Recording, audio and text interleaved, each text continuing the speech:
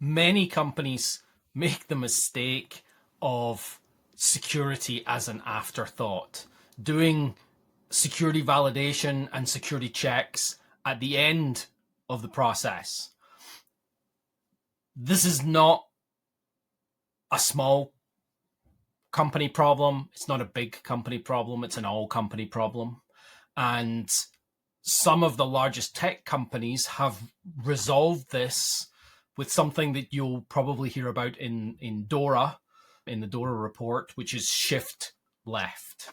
Shifting left, shifting everything as left as you can, as close to the developers, as close to the engineers as possible, is how you resolve these issues. Because what has been happening is that we will do many years of work on a product. Could be months, could be years, could be weeks.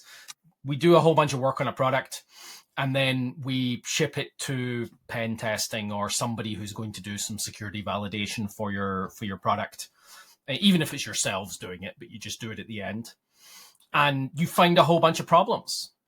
And some of those problems are going to be systemic to how you've built your product in the first place, right? In order to fix that, we're going to have to re-architect this whole part of the system.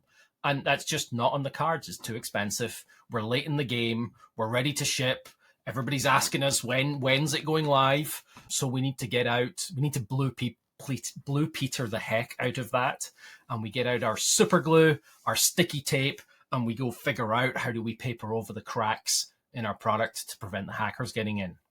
And the problem is that hackers are super good at peeling away the edges of those things to get underneath and prevent those, get access to your system and take it over. I've been involved with some exercises that the Azure DevOps team did, where they hired a team of professional hackers. So this is red-blue exercises. Hired a team of professional hackers, brought them in, and their job, they're the red team, their job is to hack the system, and the blue team's job is to A, detect them, and B, do something about them, right? Either prevent them getting in or push them out or all of those things. And the red team always wins. That's the thing you have to realize, is eventually the red team is always going to win. They're going to find a flaw. They're going to find ways to peel up that tape. And the only way for you to prevent those things is to not have vulnerable code in the first place, not have vulnerable architectures in the first place. And the only way to do that is to refactor the heck out of your system to make those things go away and then stop those things from happening in the first place. So, for example, the Azure DevOps team, they do these red-blue exercises, and then the red team's job is to go around all of the teams in the organization and show them how the red team was able to use their code to get access to the system and how they could have coded it differently or architected it differently or changed the way they do something in order to prevent hackers getting in. That's security by design. That's security from the start. That's security baked into the problem. This is true for a lot of different facets of software engineering, is that it's every team member's problem, right? What the business wants is every team member's problem. How much it's going to cost is every team member's problem.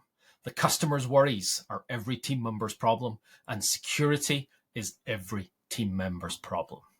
So building security in rather than testing it in, building quality in rather than testing it in, is about shifting left, getting as many of those skills that you need for your context into the hands of the developers that are doing the work. And there are a bunch of tools out there that can help with that.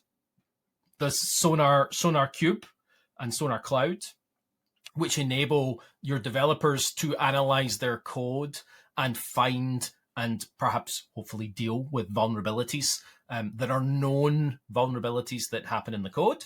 You can also use GitHub, which is part of, they have an advanced security protection system, which you can use in GitHub or as part of Azure DevOps to, again, analyze the code, find problems, poke at it. It's why if you're a developer and you try and upload some code that has a PAT token or other thing that looks like a security token or a password into the system, you will be prevented from checking in that code, from committing that code from the repo, from doing a push to production by GitHub and Azure DevOps, because the advanced threat protection is detecting that and preventing it from getting into the system in the first place, shifting as far left as we possibly can to validate that those things are not going to cause those vulnerabilities. A really common vulnerability is developers on dev machines putting passwords in text files, right, on dev machines.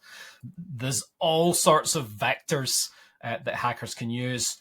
My advice, our capability to help you, is within the context of shifting left and enabling your teams to have the knowledge and skills they need to be able to prevent and remove as many of these issues as possible before they become an issue.